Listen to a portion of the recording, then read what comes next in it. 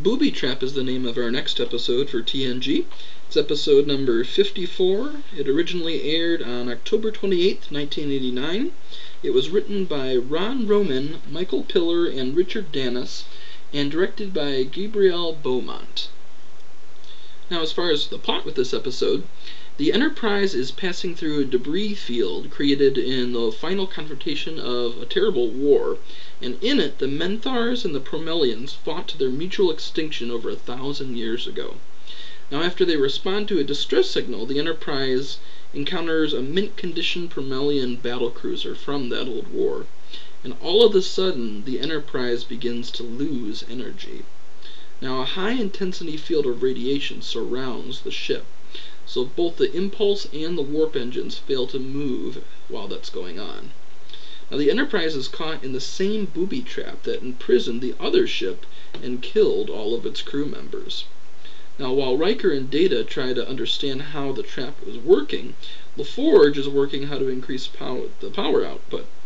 And in the process, he uses a holodeck to generate the original prototypes of the engines of the Enterprise and a representation of the ones the engineers on the design team. And that engineer happens to be Dr. Leah Brahms. Now, a short time later, the crew determines that at least 100,000 aceton assimilators lie hidden in the debris field, and these machines can draw energy from distant sources. So evidently they have been modified to redirect that energy as lethal radiation. Every time the Enterprise increases energy to leave the area, the assimilators increase their outpost, and counteract the propulsion. So soon the shields will fall due to the lack of energy, and 26 minutes later everyone on the Enterprise will be dead. Quite a problem. So in the end, LaForge determines that there are only two possible solutions. Possibly the computer can fly them out, and the other option is to shut everything down except two thrusters, and with one final blast from the impulse engines, they might be able to create their way to safety.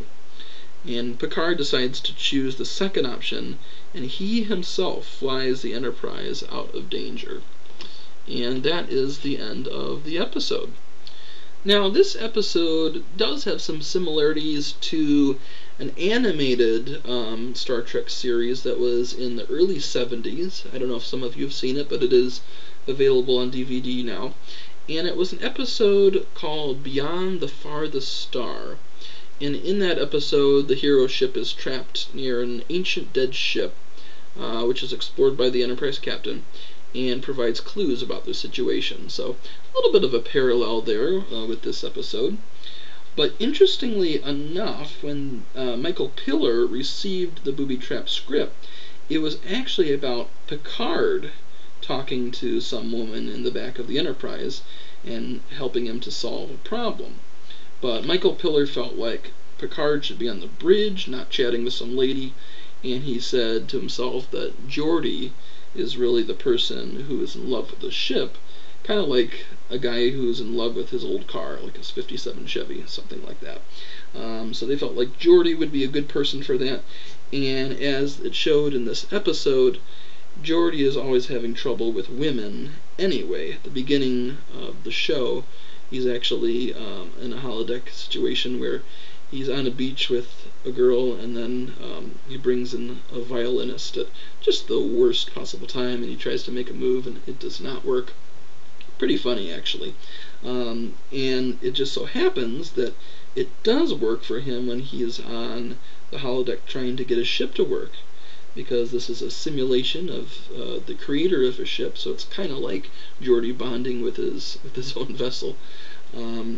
So that's a nice thing to see for Geordi, because you really don't see that much romance with LaForge in the series at all. Compared to the other characters, really, he's the lightest version of that. And they do mention that he has trouble with women, but I think even LeVar Burton said that, after some of these fumblings, eventually they kind of made him kind of asexual, or he didn't really have a lot of experience with that. So unfortunately that was the case, but he shines here, and I think he does really well. And I really liked Susan Gibney, who is Dr. Leah Brahms here. They have some good banter there. And I like her even better, actually, in the 4th season, where the actual Dr. Leah Brahms comes onto the Enterprise and interacts with LaForge. That's an interesting episode, and we'll review that once we get to the 4th season. It's an episode called Galaxy's Child. So stay tuned for that one. But this was the first time we see Dr. Leah Brahms, and in this version it's somebody that LaForge gets along with really well. So stay tuned for Galaxy's Child in the 4th season. But that is the episode of Booby Trap. So hope you liked this one. Comment below with your thoughts, and I will talk to you guys soon.